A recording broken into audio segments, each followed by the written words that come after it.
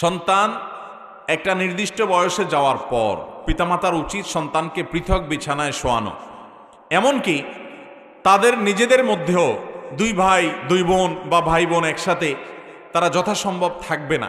একান্ত গরিব মানুষ, নিতান্তই তার থাকার অনেকগুলো কক্ষ নাই, অন্তত বিছানাটা পৃথক হবে। আর বিছানাও সেরকম রাখার জায়গা নেই, তো অন্তত একটা খাটে মাঝখানে বড় কোনো বালিশ, বড় কোনো পার্টিশন থাকবে, একটা কম্বলের ভেতরে একটা কাঁথা, একটা লেপের নিচে অন্তত শোবে না। কারণ ইসলাম আমাদেরকে পুত পবিত্র করতে চায়, ইসলাম আমাদেরকে সুন্দর করতে চায়। ইসলাম মানুষের জীবনের সমস্যা হওয়ার আগে থেকে বাদ দেওয়ার যে দর্শন, সে দর্শনের কথা বলে।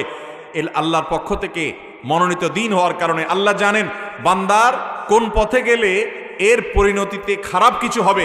এজন্য আগে থেকে আল্লাহ তাআলা সাবধান হতে বলেন। আপনার ছেলে মেয়েদের আপনি যদি একসাথে মাখামাখি করেন এবং